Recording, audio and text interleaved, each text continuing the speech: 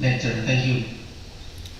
Welcome. Assalamualaikum warahmatullah. Thank you very much, Associate Professor Dr. Ali Mansub.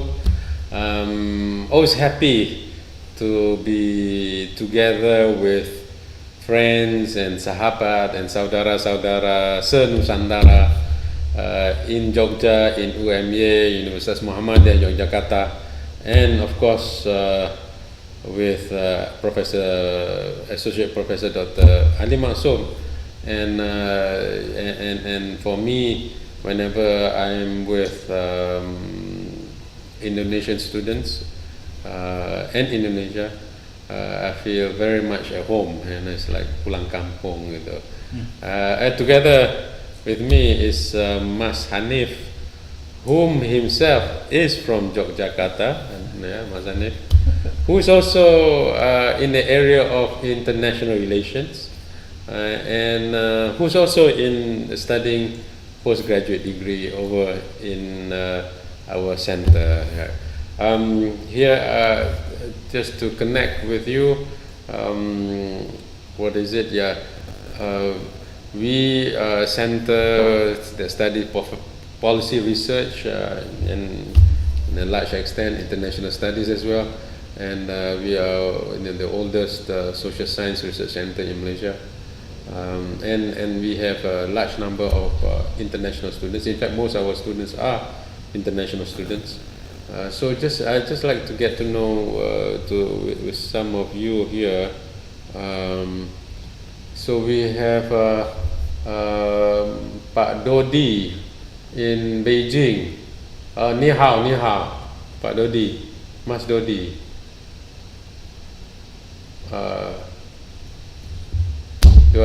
Can I hear your voice? Bisa dengar suara enggak? Kating ni the singing mah. Hello, Dodi. Yeah. Dodi. Okay. It's alright. Maybe he on duty. Maybe he's on duty. He's on duty. Okay. Then we have Sabza from you're from Afghanistan, right? Yes. Are you Pastunians or Dari? I'm speaking Farsi. Yeah, Farsi. So Sangha Yasta. Pashtun. You're Dari. So Dari will say what? Cheto Yasti. Okay. Good. All right, and then we have Nabila. Nabila, where are you from, Nabila?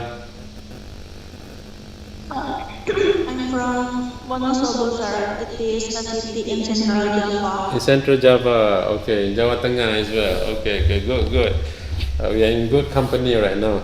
Okay, let's get started. Today, the title of our discussion or presentation today is Discourse Analysis and Qualitative Research, Understanding the 8 Types and their Applications.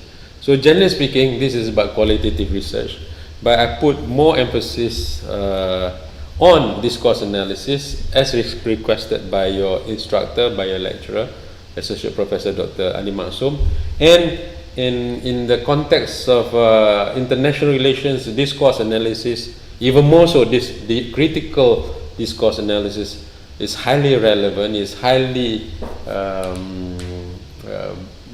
viable research method in understanding a lot of content, discourses, write-ups, narratives, documents, in international relations. So I will highlight that, I will expand more on that. But I also talk about the other 7 types, all in all, it'll be 8, so that you have an overview of qualitative research, but I will place more emphasis on discourse analysis, So we will go to the first slide.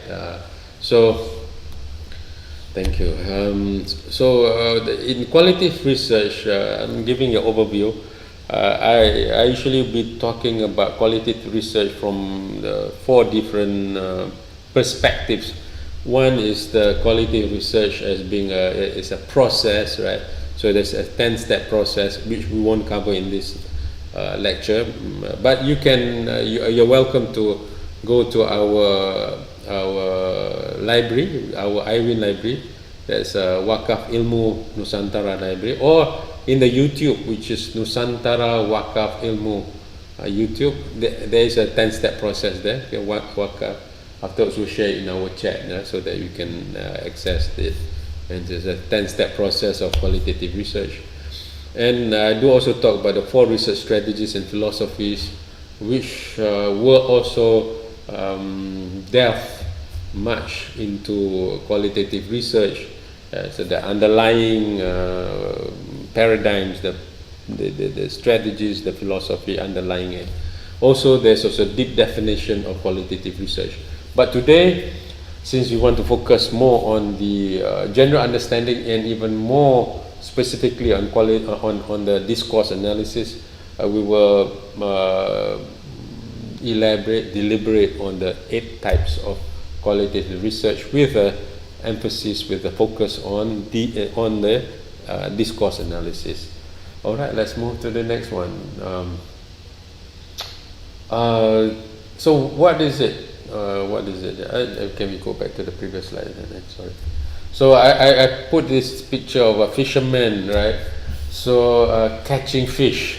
So qualitative research is somewhat like that, because we are not just interested in the surface, in the numbers, right? We are also interested in the what goes under the surface in the sea. We want to catch the fish. Only thing is that sometimes we do not know what fish we will catch, or what fish should we catch, what lies underneath that. So the clearer we have our understanding about the qualitative research, the better our catchment, the better the fish that we can get. So we use the right net, we use the right method, we go at the right time, and we go to the right part of the sea. There's a shallow sea, there's a deep sea, and we need to know the season and all that, right? So this is like the fisherman catching fish. Is like the qualitative research. It's a good metaphor. It's a good metaphor for understanding qualitative research. So we go to the next slide. So this is, as you probably know who this is, right? This is Albert Einstein. He said, "Not everything that can be counted counts, and not everything that counts can be counted." Not everything that can be counted counts. Not everything, not everything that we measure is important. So measurement is good, and but not everything that we measure is important, is relevant, right? And not everything that counts can be counted. Not everything that is important can be measured, can be counted. So there are things that cannot be counted, but we still need to understand. And qualitative research, to some extent, largely, we can say that many aspects of qualitative research cannot be counted, but we go deeper into the understanding of qualitative research. Right? We go to the next slide. All right. So just to have a contrast, comparative understanding between quantitative research and qualitative research, and by doing a quick comparison by looking at the questions. So quantitative research, the T there, quantitative research,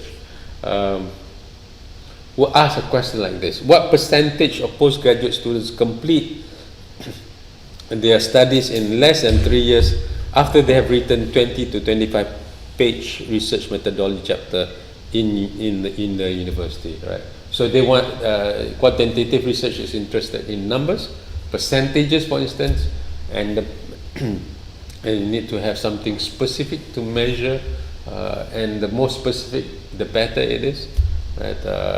Also, a very clear cut-off point, right? So who graduated, who did not graduate, right? So it's a yes or no in a way, right? Percentages is is also quantifiable. 3 years, the time is also quantifiable. 20 to 25 pages is also quantifiable, right?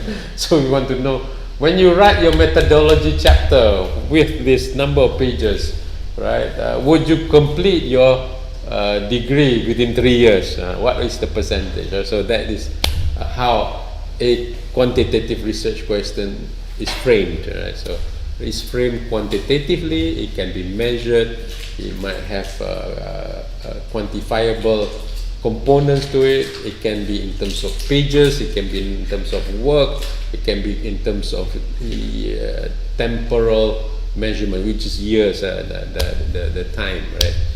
Qualitative research, on the other hand, will ask questions like this: how does a deep understanding of research methodology change the research experience and perspective of postgraduates pursuing studies in your university, right? So they want to understand, the understanding of research. How do you measure understanding of research? But they want to know, right? Qualitative research wants to know deep understanding, not just understanding, deep understanding of research methodology. Change the research experience. Does it change your research experience? So want to measure experience and want to measure perspectives. These are things that are not easily quantifiable, not easily measured, not easily put into numbers, right? But it is important to study. So because if understanding doesn't change the experience, doesn't change the perspective, doesn't change the whole experience or knowledge, and then what's the point, right? So they are interested to study something that is important, but often not easily measurable, right? But sometimes it is measurable, sometimes it's not, right? But it's not always measurable. Okay, so this is an example of a contrast between these two research method, right? Can we combine it? Yes, we can combine, but that is another lecture. So let's talk about the 8 types of qualitative research. I want to go straight to the type 7, which is discourse analysis, and spend more time on this one, and so that we will delve and more deeper into this one and have a better understanding. So more or less, the discourse analysis, basically 3 types, or basically 2 types, right? But let's have a deeper understanding of qualitative, of discourse analysis. The first, the A, the down one, the part, the bottom there, linguistics approach, basically understanding the language, right? But before we talk about A, before we talk about B, before we talk about C, discourse analysis is among many other types of analysis that looks at text, right? There are other analysis, thematic analysis, content analysis, hermeneutics, which we're going to talk about later on. To some extent, narrative research is also about text. But now we're going to talk about the discourse analysis. So, what is discourse analysis? There are basically 3 types. Let's go into the type A first. Right, the A, linguistics approach, right? Thank you for pointing. Are you pointing now? Yeah. Okay. There, that one there. Linguistics approach, which is analyzing the deployment of words and languages, the types and choice of words, right? What words are being used to describe Islam, to describe Indonesia, to describe Jokowi, to describe president, to describe a policy, to describe the poor, to describe the economy. What words are being used, right? How do they describe these words? And so the choice of words, right, is important, right? So the way, for instance, CNN call it Israel war on Hamas, right? That's how CNN phrase it, instead of Israel war on Gaza. Actually, it's a war on Gaza, right? Or war on Palestine, right? But CNN doesn't want the audience to think, or the people behind CNN or the powers behind CNN do not want you to see that it is Israel versus Gaza. So they say Israel war on Hamas, but they killed 37,000 people, of Gazans people, right? I don't know how many of them is Hamas, right? But basically it is killing the Gaza people, right? But the choice of words is important, because the choice of words influence the mind, influence the way we frame the issues, right? So usage of words, usage of language. Another one is the adjacency pairs, how words are being paired together, right? So we think of one word, we think of the other word. So if you look at the picture down there, right, it's a bit too small, so I highlighted that. Islamic terrorist pledges to bring fight to Australia. Oh, Islamic terrorists. So when they talk about terrorists, they put Islamic there, right? They like, instead of Muslim terrorists, instead of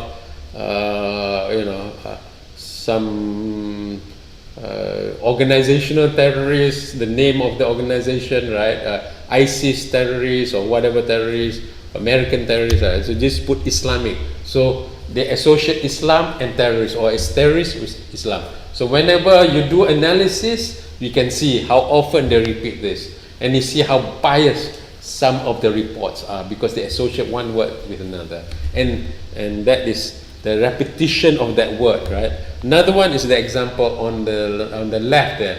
Another one, right? Islamic Jihad militant. It's already militant. It's jihad, right? Another Muslim word. Islamic, right? Islamic Jihad militant. So jihad is a Muslim word, right? Even though Prophet Muhammad said the greatest battle is the inner battle, the Jihad Akbar is when you fight your own nafsu, right? We just celebrated our Idul Adha, which is the korban is about korban nafsu, right? It's about sacrifice of the bad inclinations we have and all that, right? That's the jihad. But no, they associate jihad with militantism. They associate jihad with militant, and they put in Islamic jihad militant. So the pairing of word, combining of word, how words are put together, right? Gabungan kata-kata gitu. And because they combine the words, and the choice of words, we associate the word, one word with another word. We associate terrorist Islamic, jihad militant, radicals are Muslim too, right? So we keep on repeating it many times. So our mind, when we think of soft drink, Coca-Cola, sabun, what is Indonesia sabun? Bukan, kalau di sini Lux. Dove, di Indonesia Dove, ya. Pasta gigi, toothpaste in Indonesia, Pepsodent, right? Over here it's Colgate in Malaysia, right? So we think of something, we think of the other thing, right? So we often associate that in our mind. So the language is a powerful tool to influence our mind. So what Malcolm X say on the bottom there, Malcolm X is a Black American activist, also intellectual, right? Equivalent to Martin Luther King. He said, if you are not careful, the newspapers will have you hating the people who are being oppressed and loving people who are doing the oppressing. If you're not careful, the newspapers will have you hating the people who are being oppressed and loving people who are doing the oppressing. So if you are not careful, the media and all the social media, the mainstream media, whatever media, will make you hate people that being oppressed, right? If they make us hate Hamas, they call Hamas a terrorist organization, right? And they make us love. See, we want to bring humanitarian aid to Palestine, right? But everyone agrees except for Hamas. So we should hate Hamas, right? Right. So and then that's the thing. But you know that the biggest terrorist in the world, the biggest terrorist in who? Is it the Muslim? No, it's America. They bomb here, bomb there. They have military operations every day, more 100 over places that they have military operation. They are the ones who bombed Hiroshima, Nagasaki using nuclear bomb, right? They go went all the way, right? The other side of the world to bomb, to use biological weapon, or Agent Orange is called, right? Against the Vietnamese. villages, they kill babies, they kill mothers, they kill pregnant people, they kill old people. They are the terrorists. But no, when we talk about terrorists, we talk about individual, we talk about self, we talk about organization. We don't talk about state terrorism. Because country do not commit terrorism, right? Only organization, ISIS, Islamic Jihad, Hamas, Hezbollah, right? So they blame all this organization, but the biggest terrorists, Israel and US, are not put in the terrorist list, but they control this list, right? So they make us hate the people are being oppressed, and they want us, make us love them, right? So this is the power of language. This is the power of discourse. So linguistic approach in discourse analysis is to look at the usage of language, the choice of words, the words that are being used, and how words are being combined with one another and make the association, right? And how words are being omitted, right? It's not being used. So we do not talk.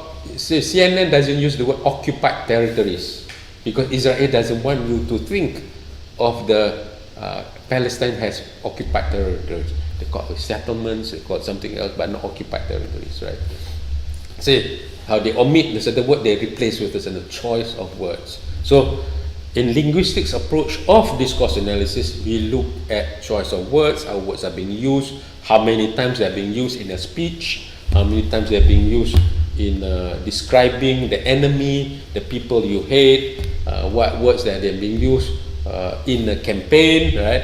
And by the way, ladies and gentlemen, saudara-saudara sekalian, the Americans are superb at analyzing this when it comes to campaign. They have analysis of voters' emotions, voters' approval in a speech. So when a president or somebody, a statesman, give a speech, they put together different focus group, women, men, different ages, young, old, and they measure whether they like or not the speech, or they like or not certain words. So if they like certain words, they will repeat those words. If they do not like certain words, they will omit the words, right? So they turn discourse analysis into some kind of science. It has become a science because they know what works, what words trigger what emotions. They have words, they have emotions, they use the words that trigger the emotions that they want, right? So it has become a science over there, right? So so that's A, right? And what for discourse analysis, we look at the bottom, the round circle down there. It's almost a circle like egg down there. The data sources, it can be primary, it can be secondary, it can be about speeches, text, websites, social media, discussions, meetings, reports, transcripts, policies. These are all data sources for discourse analysis. Right? So you can look at how speeches of statesmen, of foreign ministers, of activists, of organizations, of NGOs, of companies. If you're studying international relations, now we look at state actors and non-state actors alike, right? NGOs, NGI for them, in the non-government organization, non-government individual, right? So what one person said might also affect change, right? Website, how website uses words and pictures and all that, words mainly, yeah. So this is the data source. So that is A. Let's go to B, discourse analysis. Inshallah we can complete the 8. If not, it's fine, because the more important part is for you to understand the discourse analysis. It's almost 10. So B, discourse analysis. We have C, critical discourse analysis, but B first. Discourse analysis is about understanding underlying meanings within context. The underlying meanings, not just the meaning, but underlying meanings, right? Yang tersirat, bukan saya tersirat, yeah. Analysis of how spoken or written words construct meanings within a certain context. So context is important. How do undergraduate students versus postgraduate students construct self-identity in Malaysian university. So we have, in example, in Malaysian university, we have undergraduate students or postgraduate students, and how do they construct their identity, self-identity, right? So the context is important, the context, right? The conditions, the environment they're in. The context can be societal, political, socio-cultural, historical. So there can be many different contexts. We've got to understand the context. So in the discourse analysis of this type, we are looking at narratives, themes, cultural expectations, societal narratives, and ideologies. We want to capture the main themes, right? So when they talk about foreign investment, what are the main themes? Business friendly, environmental friendly. You want to create more jobs, right? You want to reduce unemployment, right? So these are themes, for instance. So we call the omnibus law the law to create jobs. Apa? Undang-undang Cipta Kerja, right?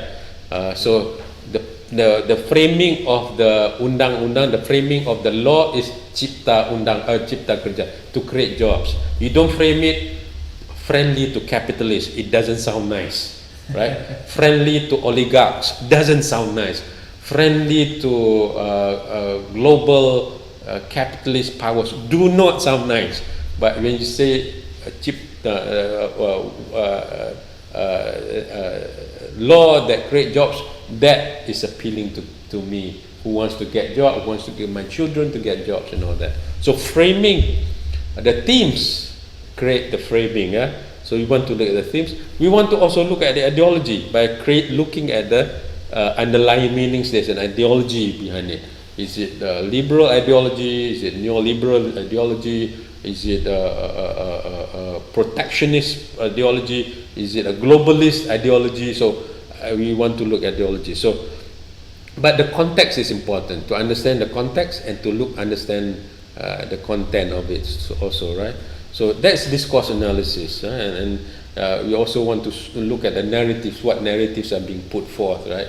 So if I say I want to move the administrative capital of Malaysia from Kuala Lumpur to Putrajaya, I said the reason being Kuala Lumpur is too congested, there are too many traffic. I want to move to Putrajaya. So congestion is the theme, right? Or I want to say I want to move there from Kuala Lumpur to Putrajaya because I want to create a city that looks like Paris, right? So that is the theme, but of course they don't say that, right? Or I want to coordinate ministries much better, right? So that ministries can come together in a closer proximity.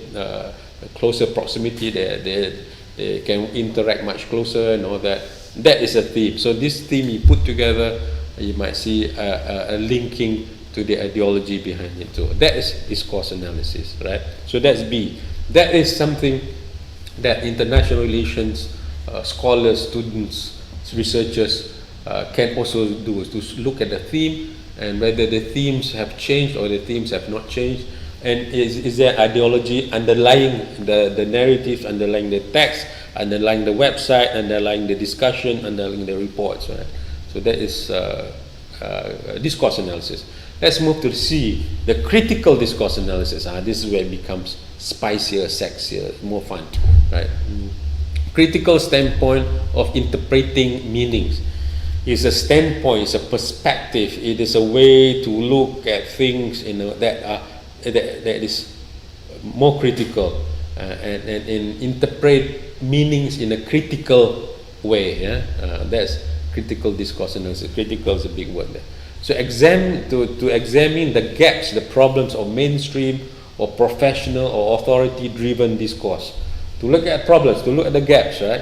And offer critique of it, especially when there is asymmetrical power relations, with the assumption that social problems are institutionalized and interconnected.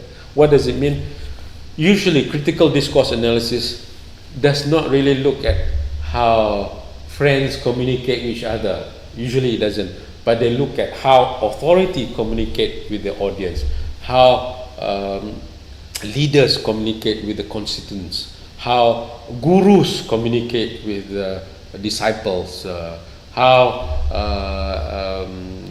thinkers, influencers, right, intellectuals propagate their ideas. That is usually the target, usually, not always, but usually the target of discourse analysis, where there's a power relations, and especially it's asymmetrical, meaning it's not a balanced power, it's not equal power. Usually it's a differential, usually, but not always, right? So they are looking at that type of context of discourse, right? Where it's authority driven or mainstream driven. So mainstream because there's a mainstream discourse. Mainstream discourse would propagate, would champion, would push forward a certain ideology. So what does the CNN wants us to believe, wants us to see? What does Al Jazeera wants us to see? What does a Russian TV wants us to see? Right? What does Metro TV wants us to see? How does TV1 TV1 is Nasdem, eh? No, TV1 Nasdem is Metro. Metro, right? So maybe what does TV1 wants us to see? That is mainstream, contohnya, right? So this is the types of discourse that critical discourse analysis usually target, usually analyze. So what does it lead to? It leads to or submits a prescriptive or transformative anti-establishment, quote-unquote, alternative propositions, a critical question of should there be a better discourse? So at the end you ask, if you're doing critical discourse analysis, at the end there's a embedded question, tersirat di dalamnya tu, embedded question, is there and should there a better discourse? How should this thing that we are doing now, or we are analyzing now, that is happening right now, have a better discourse, has a much more truthful discourse, has much more egalitarian discourse, equitable discourse, much more fair discourse, right? Not a discourse that is ideologically driven, for instance, right? That is the question in critical discourse analysis. Should there be a better discourse, right? And questioning the power behind the discourse, right? So to examine meanings, example, identity, from an unequal power perspective, right? And to examine and expose institutionalized knowledge patterns and their connection with power. So knowledge patterns, right? Because these words represent knowledge. How knowledge are embedded in the words and being institutionalized, right? So when we talk about youth usually have problems, right? The youth have moral problems, right? Youth, well, moral problem is with youth, right? Youth, we need to educate them better. We need to train them better. They have cultural. They do not. Moral problem is with youth. But we seldom talk about the leaders having moral problems, right? We talk about youth having moral problems, right? So we have been this institutionalized knowledge pattern that we say the youth moral problem, right? So in a way we have been institutionalized to have this knowledge, right? When the youth hangs up doing nothing, right? There's a term for it. Di sini nongkrong apa ya? They just sit down, lepak nongkrong and not doing anything.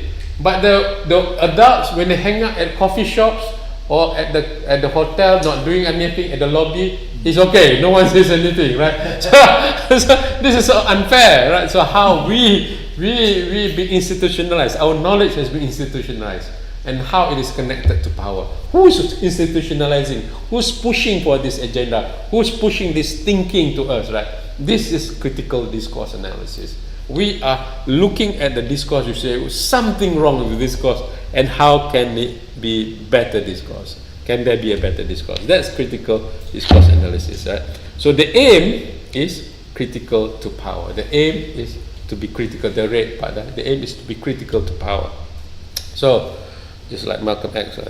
Okay. By the way, if you do not know about Malcolm X, there's a beautiful story. It's a real story. He's a more powerful figure than a lot of figures in the United States. He started out, man in the street, and then he accepted Islam, or was Nation of Islam, not quite. Islam is a cult, Islam, and then he embraced Islam, become good friends with Muhammad Ali.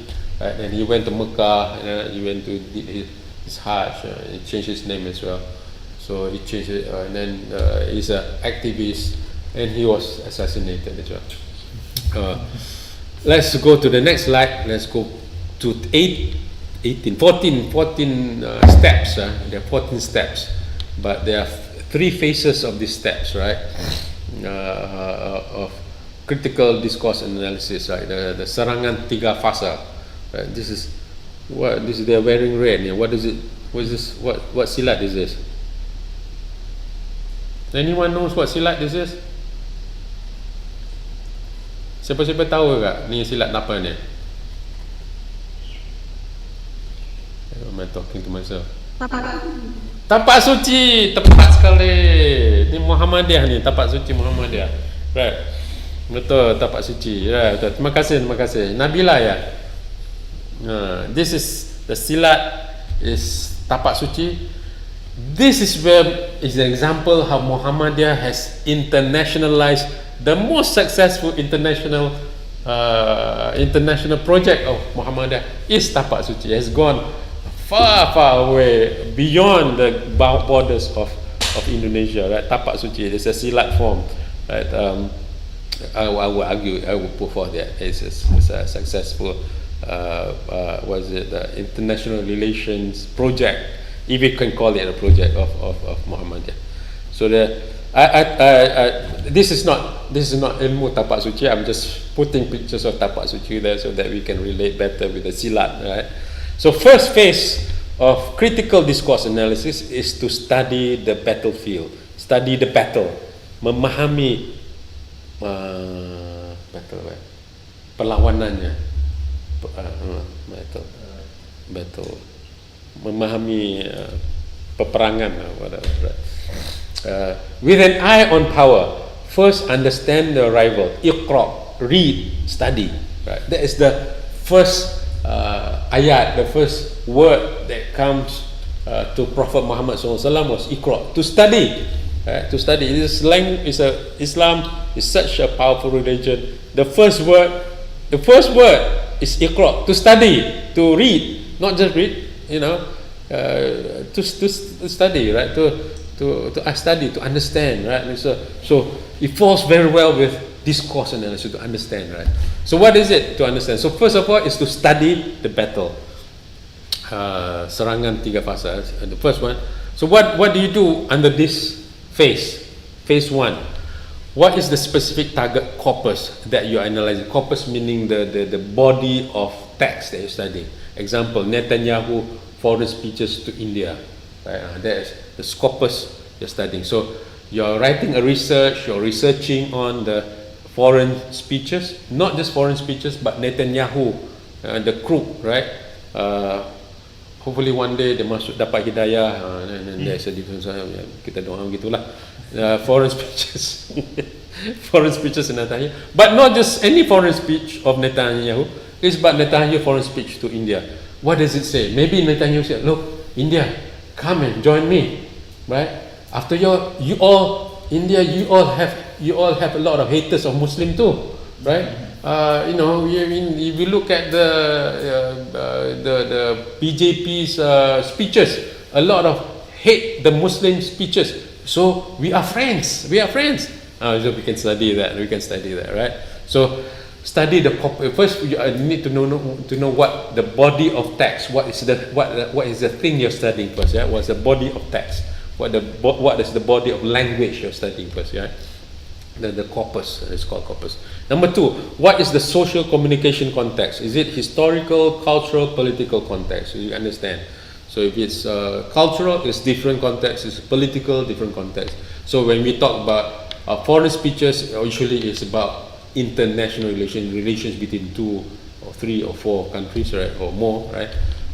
Number 3, So we understand the context. Number 3, what are the contents?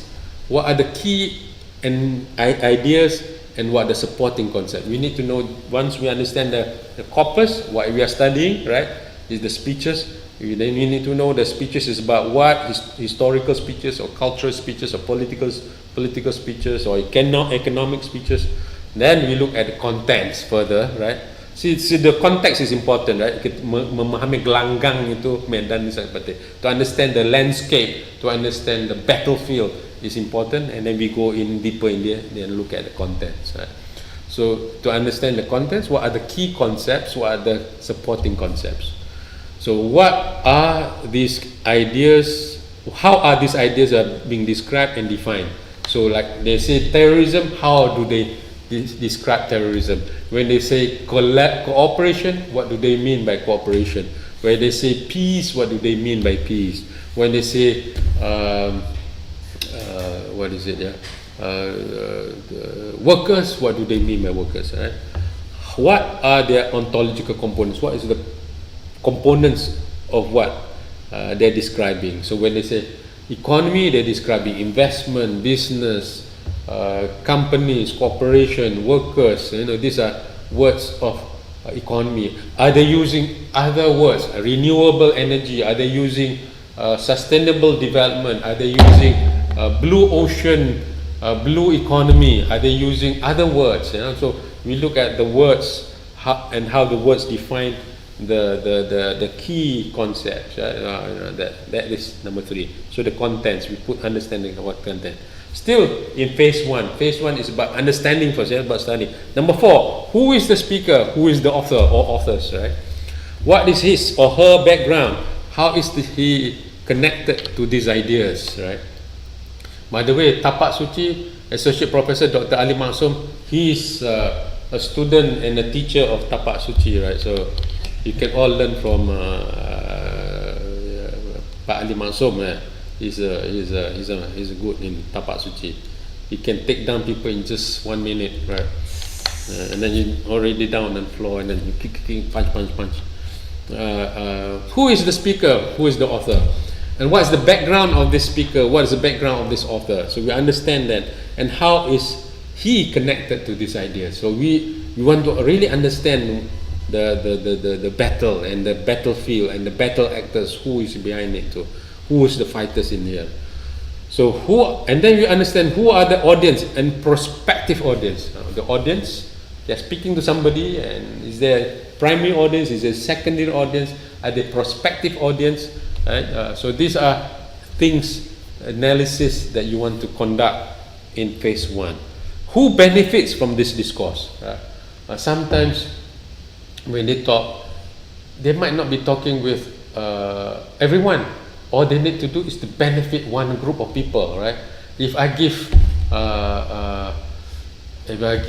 lands to organizations, right? This organization might reject, that organization might reject, but this organization accept my offer. So this organization benefit from my offer. So who benefit from this offer? But I know when this organization accept my offer, this organization will support me next time, or will support my cousin, or will support my uncle, or will support my grandchildren, right? So who benefits from the discourse, right? Or from this promise, right? You can say that, right? Janji, who will benefit? Or these words will benefit, right? Or for instance, we say Muslims should be more considerate. Muslims should be more caring for the surrounding community, right? Why am I saying this, right? Well, I'm campaigning in an area that has minorities. People say, oh, well, he's a good leader because he cares for the non-Muslims, for instance, right? Or I say, we are here, we want to make sure that the outsiders do not penetrate, do not pollute our culture. I'm talking to villages where it's 99% Muslim, so they know whom I'm referring to. That 1% is, we're trying to blame the 1%, the outsider 1%, right? So they can listen to this, they benefit who, so you can see who benefit from it. how the language is benefiting who. So that's the seventh one, the point number 7. And number 8, I underline this one.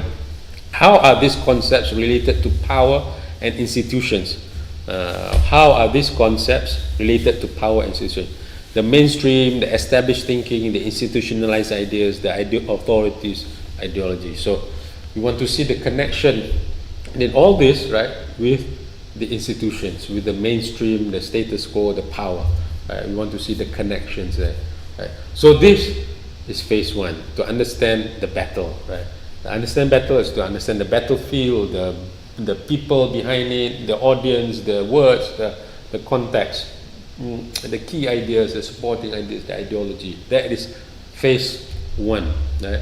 Serangan 3 fasa, fasa itu fasa pertama. That's a phase 1. Phase 2, contestation begins. Is finding the weak points, and this is where we find where is the weak points.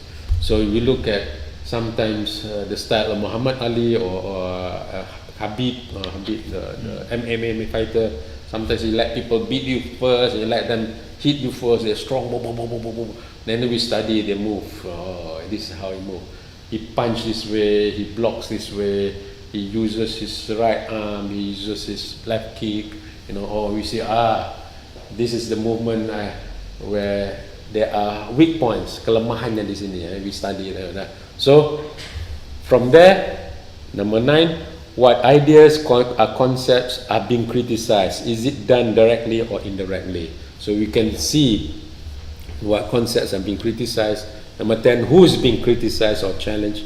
What is the position of power of those being criticized? So sometimes in the discourse, the actor, the author, the speaker, right, will be criticizing certain people. So when they criticize, they're opening up their weaknesses, right?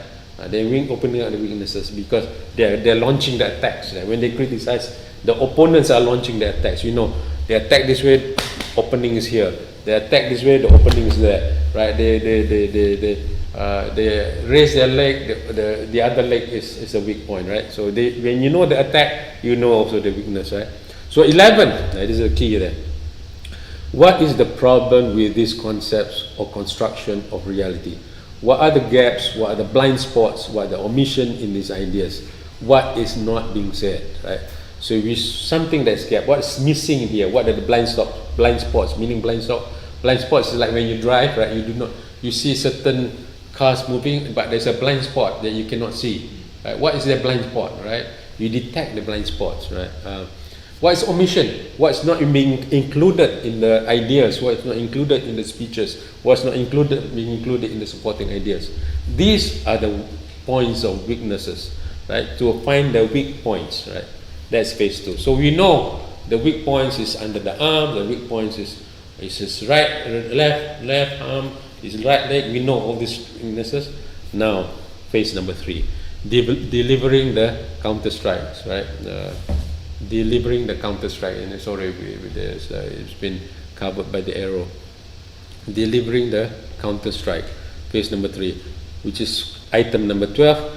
Should there be alternative discourse to these ideas? This is where you ask the question. Remember, ultimately you are going to this point. Ultimately, you want to strike them, right? Critical discourse analysis is about serangan. It's about attack, right?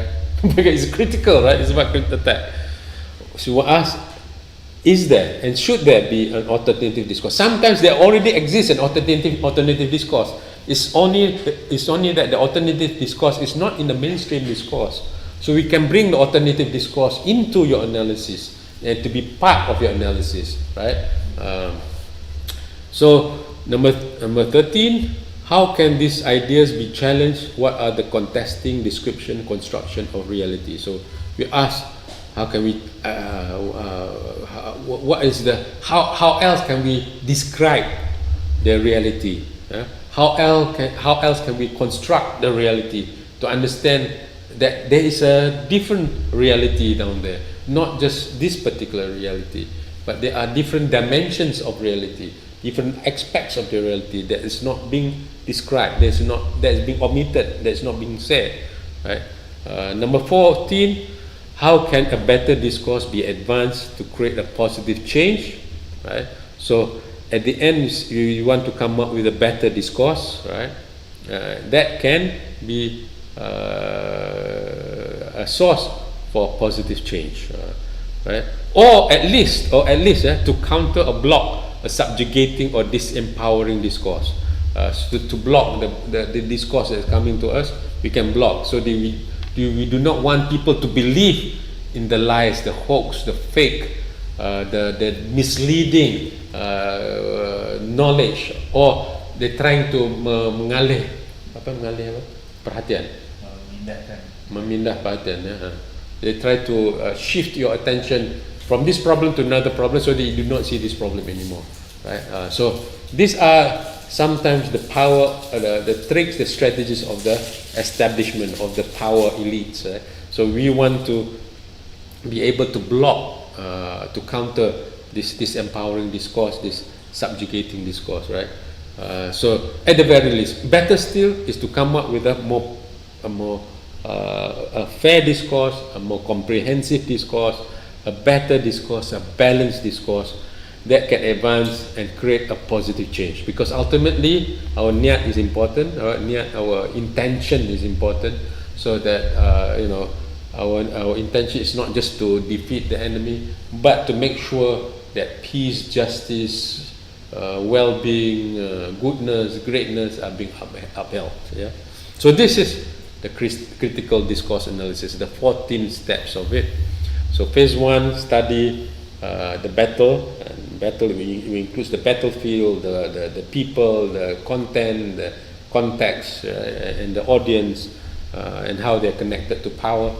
Number 2 is finding the weak points, so we know what is in the gap, what is the weakness, what is being omitted, what the blind spots are, and then finally delivering a counter strike, the jurus maut, bahasa Indonesia. Kalau sini jurusan mati, jurusan mati itu ada, you just jurus maut gitu kan, you just the death strike, you strike and then well, you do not want to kill, but you want to incapacitate the enemy. If the enemy wants to attack you and kill you, right?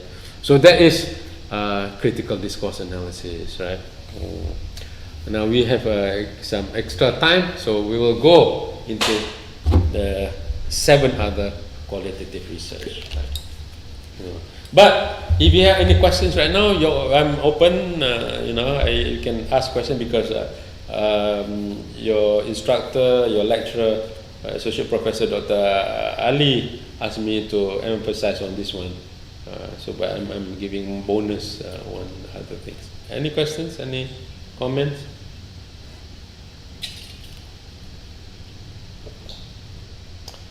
If not, we can proceed to another one. To the next one. Okay.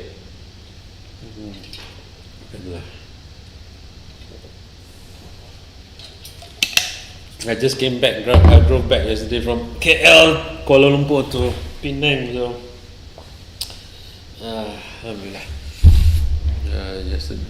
All right. The other 7 types of qualitative research. Number 1 is historical research, right?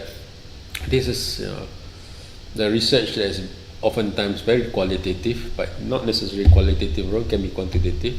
But when we talk about qualitative research, historical research that is qualitative, is the systematic accounts of past events, places, people, chronology, context, and their interconnections, using data derived from folkloristics, meaning folklores, dongeng-dongengan, stories of myth and legends, fairy tales, the folklore, right?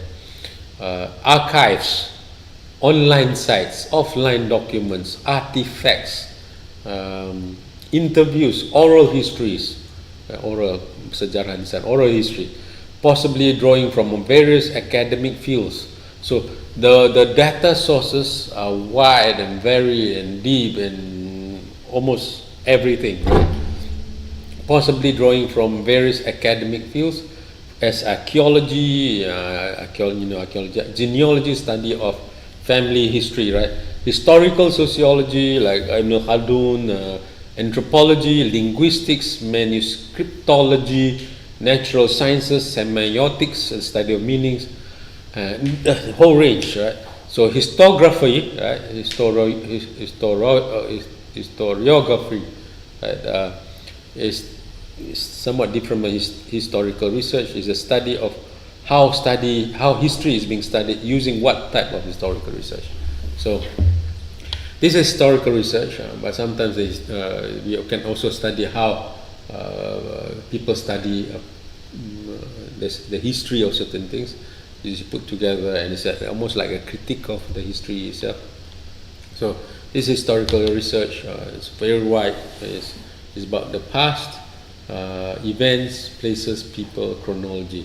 So something that happens in the past. Number 2, hermeneutics. Our sound is alright. Yeah. Okay. Hermeneutics. Hermeneutics is the holistic interpretation of text through understanding of text within specific context, with the purpose of reaching to the real, true, or intended meaning of the text. So, holistic hermeneutics is almost like discourse analysis, but hermeneutics is usually used in studying sacred texts, old texts, right? It is in a way in Islam we call it tafsir, right? Tafsir. So while the context can be the story or description of the text or the book or the author's personality or author's works or author's social, cultural, political, economic, historical context.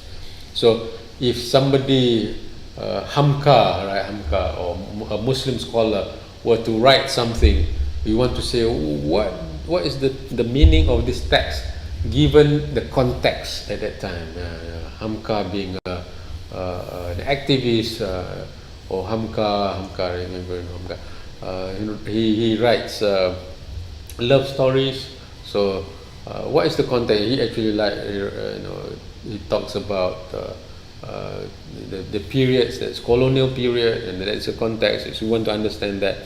But also when we look at the context can be the author, the context can be the society they're living in, the history they're living in too. So that is the context. So we want to understand the person, the text, and the person, the text, and the context, right? So example, this is what Ibn Arabi, he said, how do you understand a spiritual book? You must read spiritual book spiritually. So you read spiritual book spiritually, not just literally, bukan saja secara literal, tetapi secara spiritual. You got to interpret it. So do not, here this is Ibn Arabi also said, do not let the present be captured by the past. So the idea of understanding the text and application of the text in the present context is also important. So we understand the text in the past and see how the text is applicable to the present.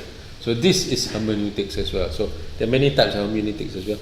And on the left, right, there's a poet, a Chinese poet who writes poetry. Sometimes poetry written in classical languages. There are many embedded meanings. And sometimes the embedded meaning is directed to the king, directed to the emperor, and the emperor himself did not know, right? They use certain coded words. Only when people who are learned, who are scholars, can understand the meaning of the words, right? So these are words like classical words, sastra, like scriptures, literature, right? So this is a different level of interpretation, a tafsir, right? Tafsir. So hermeneutics have its roots in biblical hermeneutics, interpreting the Bible. So the Bible has context, has messages. After all, it's supposed to be like Quran is supposed to be God's words, right? It's not just anybody's words, or hadith. Right? It's not just not just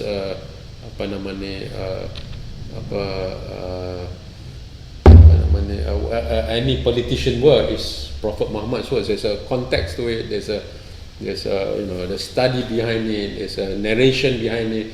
There's a sahih, is it true or not? Is it authentic or not? So this is a study of hermeneutics, right? So let's move to the next one.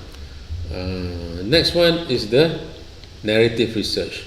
Narrative research is about stories of human experiences or events connected through a time frame or chronology and formulated mainly using individual storytelling. So narrative research is about a story, right?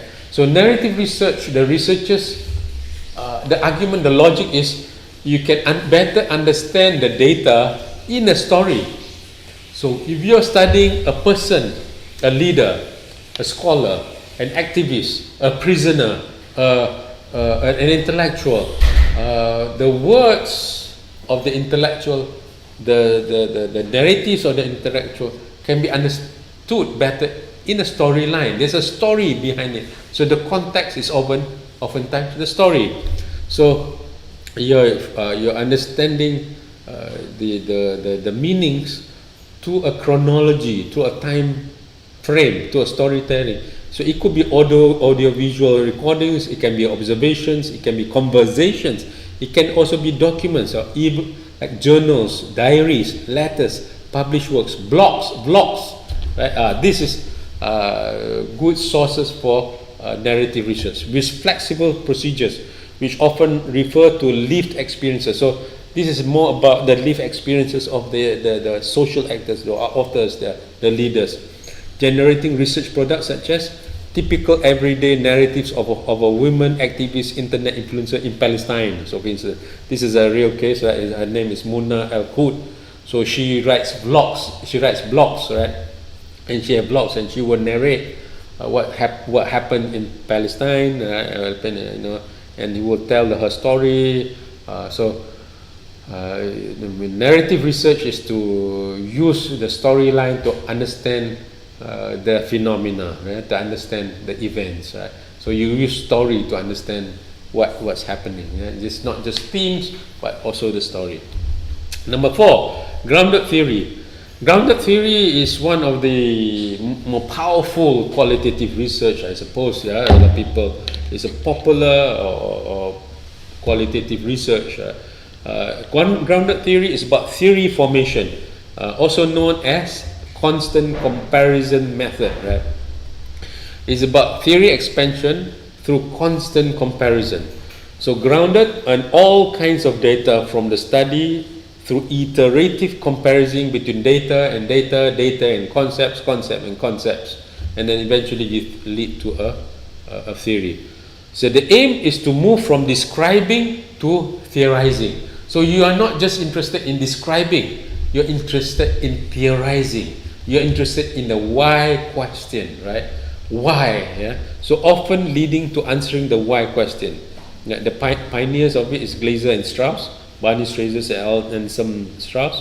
So they talk about the codes, concepts, categories, and theory. So you ask the question. This is a picture of a gay Russian neo-Nazi, right? How do people become neo-Nazis? So that can be a question, right? Why do people become a neo-Nazi? Why do gays become Nazis, right? Because it's an embarrassment to the Nazis and so embarrassment to the gays.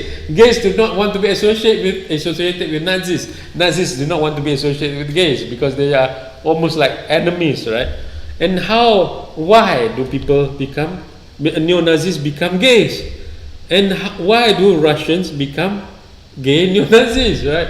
These are the why question, and to look at the data, you collect the data, you compare the data, you put together the data, and from the data you have 2 data, 3 data, 4 data, you say, oh, this is a concept. You can construct concept behind the data. You compare further, you see, oh, there are 3 concepts in this data. You compare. That's why it's called, also known before it was called grounded theory. It was called constant comparison method, right? You compare data, you see there are 3 concepts. You put together more data, there are 4 concepts, 5 concepts, right?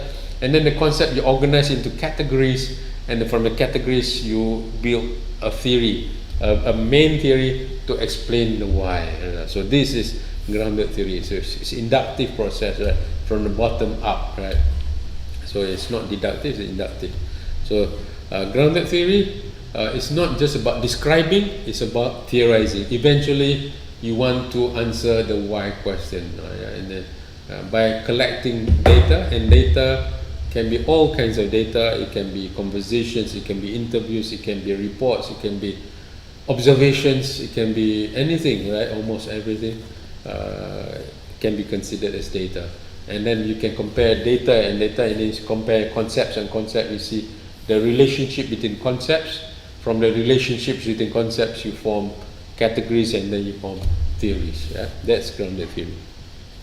There's mainly 2 or 3 schools of thoughts in grounded theory. One is much more flexible, the other one is much more methodical. They're systematic, right? You can explore more on the grounded theory too.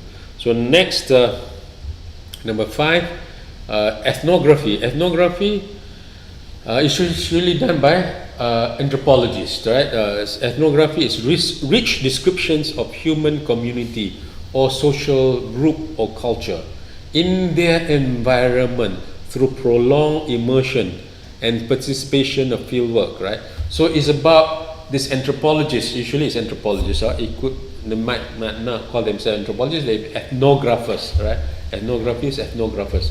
They would go to the village, go to the certain tribes, go to certain remote areas. They go to the Badui or Banten in Serang, Banten area, right? And stay there for not just 1 week, not just 1 month, but months, and in fact years to understand this community, to describe and participate, and not just sit there but participate in the activities. So prolonged immersion, they immerse in the community, right? And do field work and collect all kinds of data, and the types of data can be about the beliefs, the emotions, the values, the social symbols, the spaces, the desires, the goals, the language, the hidden narratives, right?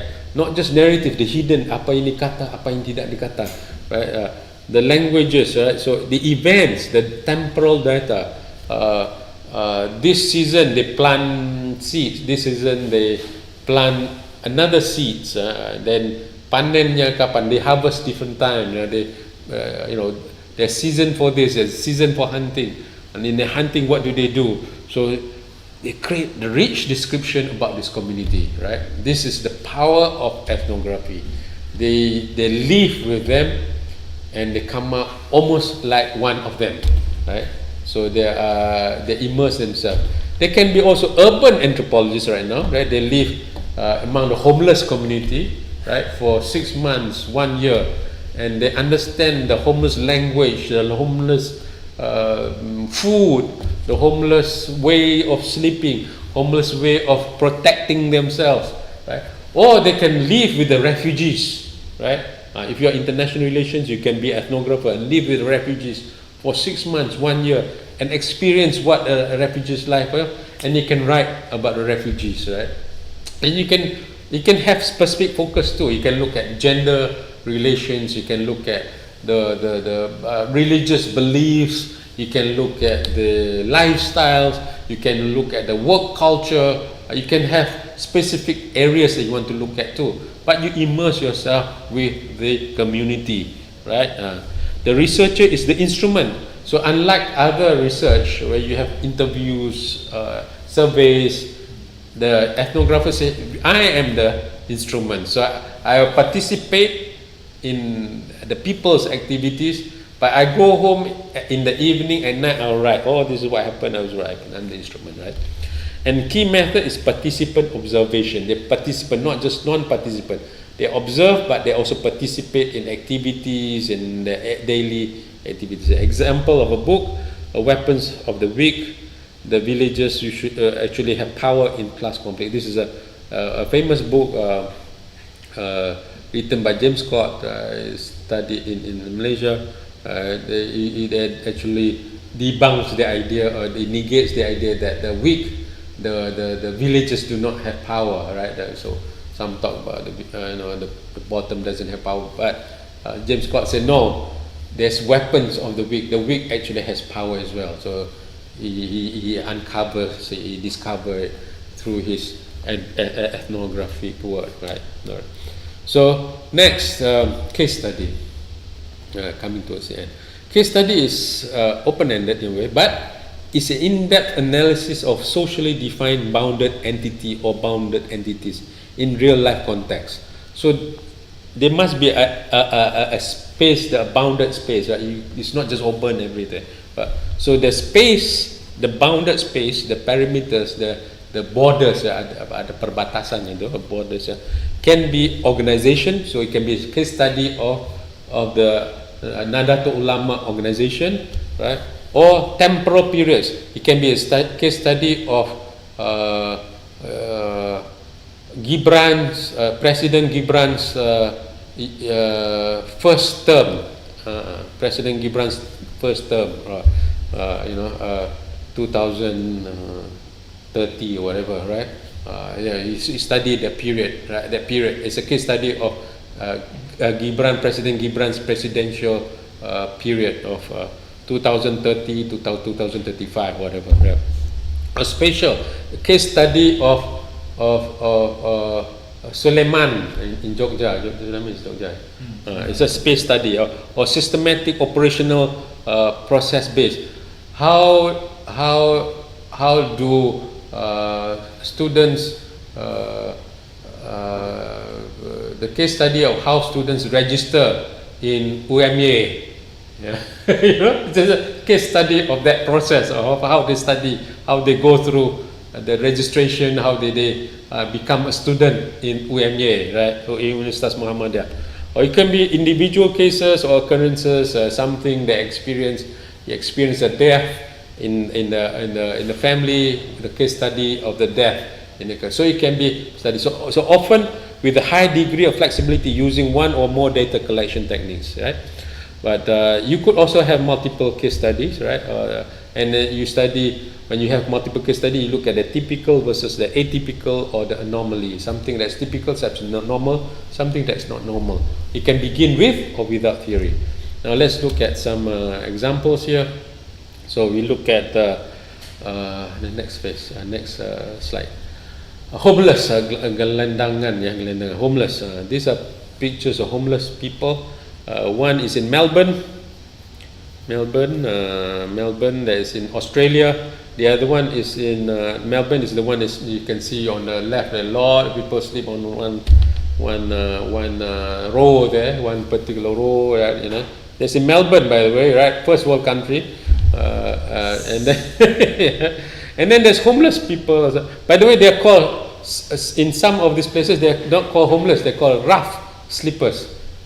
They are rough. They sleep. They are people who sleep in a rough way, not in a gentle way. In a rough way, right? Not in a nice way, but a rough way, right? Or homeless phenomena, or unhoused people. These are different words for homeless people. Or the top there is in London. By the way, that is. London is where I go to my university, and there's a tube station. Tube is a underground train, right? So every time I pass through the underground train, almost every time, right? I pass through the train, I go up to the entrance. On the next to me, there'll be homeless people sleeping, and I'm in the middle of London, and a middle of London, very rich, and where you have the BBC. British Broadcasting News, corporation. We have the courts, the high courts, and all that. There, we have homeless people there. So every time I want to go to my university there, they'll see people asking, "Spare some change, please," asking for money from me. There's this homeless people there. And the bottom there is in Pennsylvania, it's a state in US, where the homeless people create a community of homeless people outside of the city, where there are green areas in the city. They put some tents, kemah-kemah itu, jadi piknik di situ lah pula kan. So the community there. So we have different phenomena. You can do comparative studies, right? So that's another way to conduct a study, a case study, comparative case studies of three different communities of homeless people or rough sleepers or unhoused people. Unhoused people, because some of these people, they did not start to become homeless. Some are teachers, some accountants, but they're being laid off, they're being retrenched, become unemployed, right? They don't have money to pay their rent, right? And then they become homeless almost automatically. So that is comparative study. Let's look at the eighth research method. This is one of my favorites, or if not my favorite. Phenomenology. Phenomenology is about pure, deep essences of lived experience or phenomena, by capturing the pure meanings of social actors about what happened in their own insights of their lived experience vis-a-vis the phenomena. So, in this case, we are studying the migrant workers, pekerja migran Indonesia, ataupun over here we call them perantau, alright. Although the term that is being used is pekerja migran, migrant workers, or not, or TKI, TKW, and all that, right? We study them. We want to know what is being a migrant worker. What does it mean? Apakah artinya menjadi seorang pekerja migran itu? Apakah seorang perantau? What does it mean to be a student of Universitas Muhammadiyah Yogyakarta, gitu kan? So we can compare that with what does it mean to become a student of UGM, Universitas Gajah Mada, gitu kan? So what is the essence of a student of UMY, right? So it's often through in-depth interview or iterative interviews you can ask a question to extract the social actor's own constructs, to use your own language to describe your own world, right? So from there you create first order construct, and then from the first order construct, from your everyday language, right? It's a grand, happy, challenging, tough, sejahtera, whatever words you use, right? These are essences that's coming from your experience, right?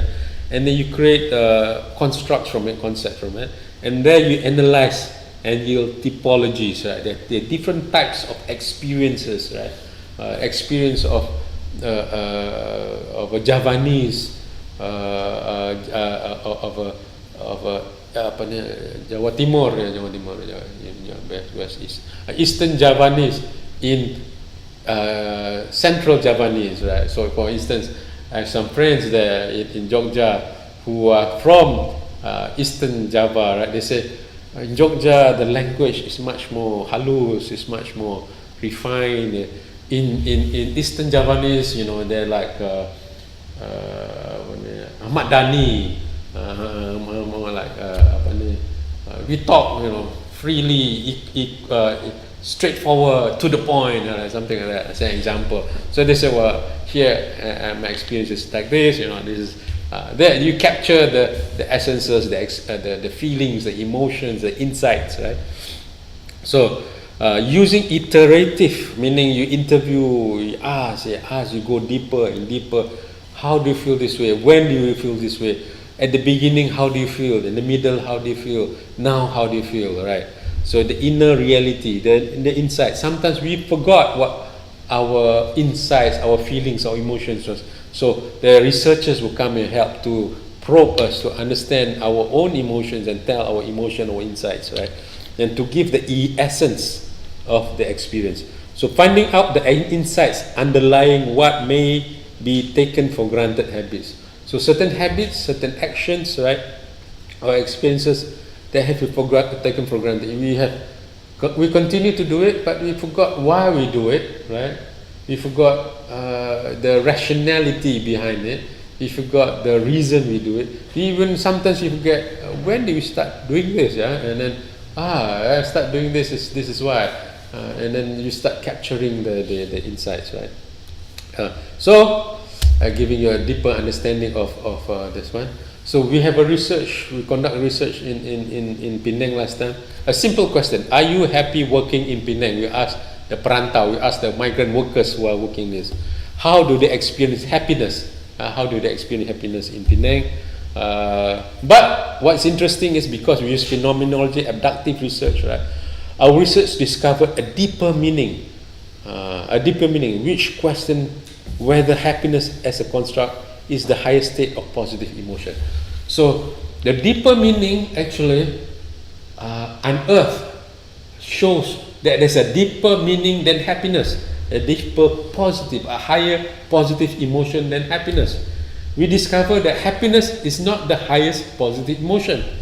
So right, when we ask the perantau, we ask the pekerja migran, they say bahagia itu bukan paling penting, bukan paling emosi yang terpenting bagi mereka, bukan puncak perasaan yang positif ya. What is it? The next slide. The highest state of positive emotion was the twin towers of emotional fulfillment. Menara kembar kepuasan emosi, kepuasan, which is what a spiritual gratitude, syukur. They feel syukur, right? So in the language, in the emotion, in the insights, in the description of their life, they're syukur. The other one is familial giving, to give back to the family, give back to the mothers, to the adik, dia masih kuliah, the brother still schooling, or the brother who is attending the senior high, primary school, elementary school, to give back to the family. That gives them the highest positive emotion. In fact, happiness is not the highest positive emotion, right? The essence of it is syukur. I can do this, syukur, I can give back, right? And in fact, so the discovery is not happiness that they seek, happiness that they discover. Happiness is not the essence of the positive emotion, highest state of positive emotion, but spiritual gratitude and familiarity. By the way, this is the picture of the perantau or the pekerja migran, just like you all, right? These are students of the English Academy of the. We have an organization here, NGO, who helps the migrant workers. These are students of your age. Look at them. They look almost like you too. They are younger because they are undergraduates, right? They are studying diplomas and they get diplomas. So the picture of migrant workers is not just one typical picture. It's also atypical, right? It's not normal as we think anymore, right? They are also tourists, and these are migrant up there. There's a migrant workers from Hong Kong coming over visiting their friends in Penang, right? So they are not just migrant workers, they are perantau, right? They are not just migrant, bukan saya pekerja migran, mereka adalah perantau, right? So perantau, the emotion, the thinking, the experience is different, right? I go to the next one. So this is a picture of happiness, and it's a picture. Look at this picture of happiness, right? It's done by Nazim Hikmat. It's a great Turkish poet who one asked his family, a friend, Abidin Dino, Turkish artist, well-known painter, to draw a picture of happiness. So he drew this picture of happiness. Look, there's the house is leaking, water is falling down there. Bisa tunjuk, water is falling down. Water is falling down on the umbrella. There's one small bed. There are 1, 2, 3, 4, 5, 6, 7, 8 people sleeping there. There's a dog on top there. There's a cat, right? But the faces look that they're happy. So and there's a chicken living together with chicken too. And the bed, the bed lost one leg. They put the bricks on the bed there, right? The bricks there. So happiness is not just a condition, a material condition, but a inner condition, right? So not just what goes on the outer part of experience, but the inner part of the experience. The next slide. So this is one of the founders of phenomenology. Said to begin with, we put the proposition: pure phenomenology is the science of pure consciousness. It's about the consciousness. It's about awareness. It's about the deep meaning, right? That's what we want to capture with phenomenology: the deep meaning, the consciousness, the experience that is within. Yeah, is the one that experience is not our skin. The one that experience is our heart, our mind. The skin might touch something, but the heart, the mind that gives meaning to the experience. The meanings, the makna, the pemaknaan yang diberi oleh hati, oleh pikiran. And look, the next one, the next slide. Look at this one. See, joy or pain, or maybe a false dichotomy. If we look at a certain phenomena, we only see joy, or we only see pain, we only see happiness or sadness. You might see a false dichotomy. This is a dichotomy, meaning opposites that's not necessarily true, right? You can have pain and joy together in one phenomena, right? And it might be painful to carry this person, but it can be also joyful. The experience can be joyful, right? So it's not the pain, it's not the joy, but how they attach the meaning to the experience, right? How they give meaning to the experience. The experience is inside out, not outside in, right? And that is what phenomenology wants to capture the phenomena from the social actor's point of view, right? Finally, this is my own quote: to see, to sense, to feel the world and the social reality from the social actors' eyes, experiences, and emotions in order to capture their pure consciousness.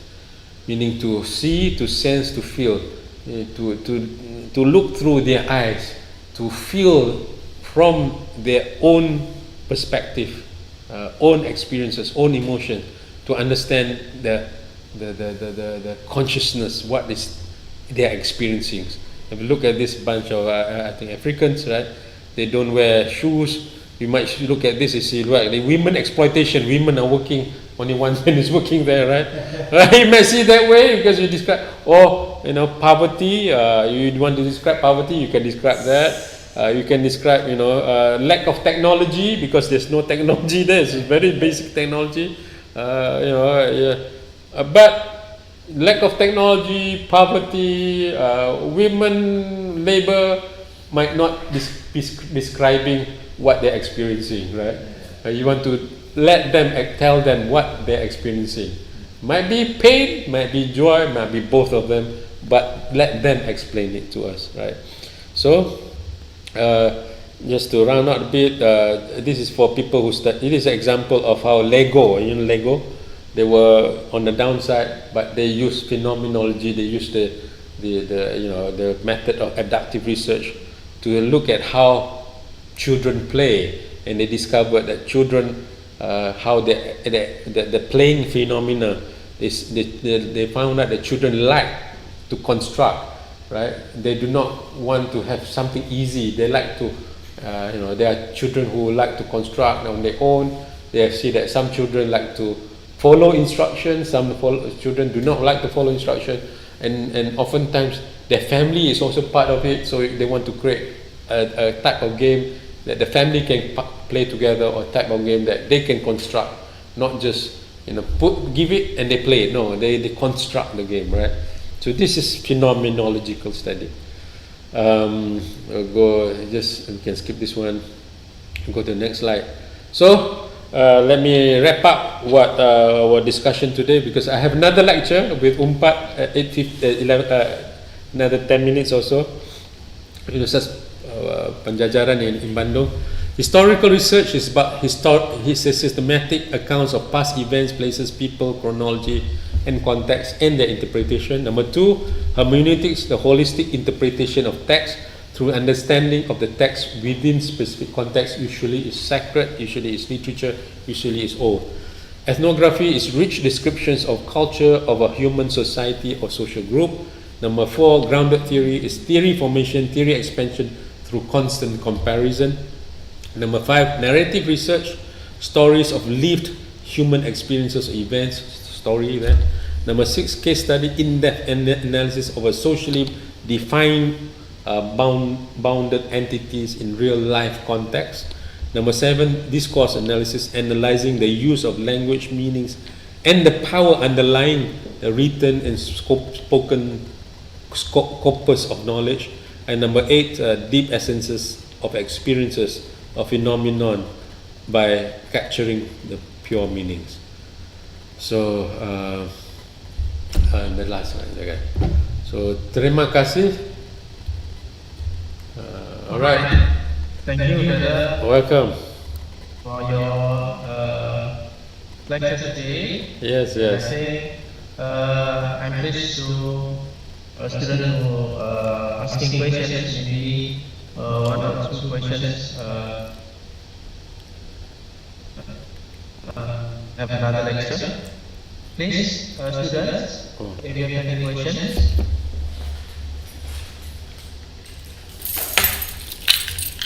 Hanif, can you?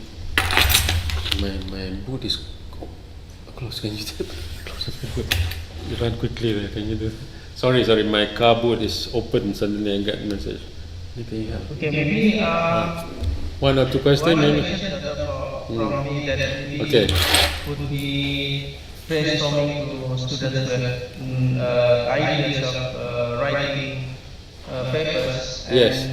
I think just one question: what is maybe differences between discourse analysis and narrative analysis that maybe we could apply in what we call is writing context? Writing context in journals, or maybe if we focus on discourse analysis, means that in terms of data, in terms of analysis, and then if we use narrative, this is also a similar data or what? Okay, all right. Now, what's this important question there, right? Which one to choose? Right? Because there's so many qualitative research, right? And there's a content analysis, thematic analysis, and all that, which is another thing. So let's address those two. The discourse analysis and narrative analysis. Narrative analysis, when there is a story to analyze. If there is no story to analyze, do not use. I discourage to use narrative research, because you will need to investigate. You got to examine the story behind that speech or behind that incident that happens. Right? Sometimes there's an incident that happens, and there's a press statement being made about the incident, but you need to know the story or the chronology of the story, right? Of the event or the quote or the theme or whatever you're analyzing. It can be a speech, but the speech is delivered after maybe if I'm a company, 4 of my management resign, right? And I want to open a new company. I give a speech. Our company is still strong, right? Even though 4 persons have resigned from my company is still strong, right? So if you're doing narrative research, you want to study what happened to the company, right? And there's a story behind the company, right? And you got to look at it from a narrative research. And the narrative research is often associated with one person or a narration of a sequential narration. So like blogs or vlogs, very helpful to do narrative research. But if you're analyzing just speeches, for instance, or articles that have been published by an authority, then narrative research, thank you, Hanif. Then narrative research is not applicable. But the opposite is not necessarily true. Discourse analysis can be used to study narrative, can be used to study blogs and blogs. But narrative research is hard to be applied to discourse analysis in general, right? Okay. So if we analyzing specific corpus data like maybe speech or maybe from newspapers, and then we compare with actual events like maybe if you're campaigning like this, and then once you winning the election, and then I compare with reality in the ground, that your statement maybe did not match with reality. This is narrative or like that. Yeah, okay. So when you do different set of data, right? You have certain choices of qualitative research, right? So one way, if really you're not sure, you use case study. Case study is a safe method. Case study is a safe method to put in 2 or 3 types of instruments or even methods in the. So we can have a case study, and in that case study you can put in narrative research in the case study. That is allowed, right? Or in that case study you can use survey, you can use interviews, you can use observation too in that case study. So also we can use discourse analysis also. You can use discourse analysis as well, yeah. So you can use discourse analysis, but you can have also content analysis from newspaper, for instance, right? Or observation, observation, because the idea of you conduct observation on the ground of certain development, right? You see, well, it's not quite true what happened there. So they say they did this, but observation say, well, in our observation, in 1 month's time, we observed this is not the case. So we can put together there too. Yeah. Okay, thank you, Doctor, for the time. And I think because of the limitations of the time, then we have to end our lecture today. And once again, thank you, Professor Reevany Bustami, for your lecture today. Thank and you. thank you, students, for your participation. And then I think, okay, one more question from Mohammad maybe quick question, Mohammad. Sure. Please.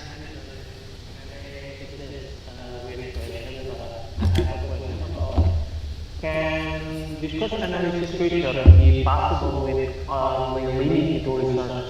Like we are doing research around interesting phenomena that is so not much many of research discussed about.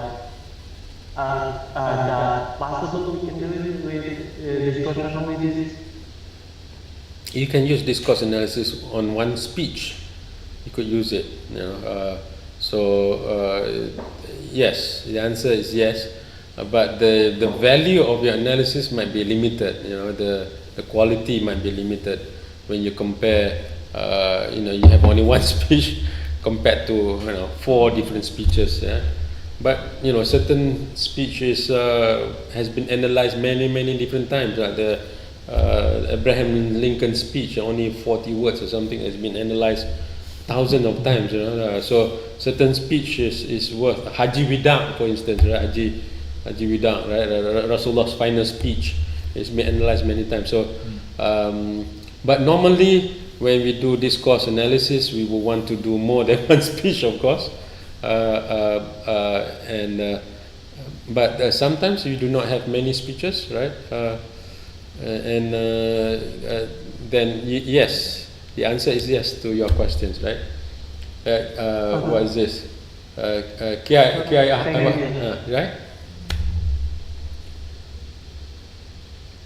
have I answered your question? Yeah. Thank you, Doctor. Welcome. Thank you, sir. I think because of the limited time, and then once again, thank you. Welcome. For your lecture.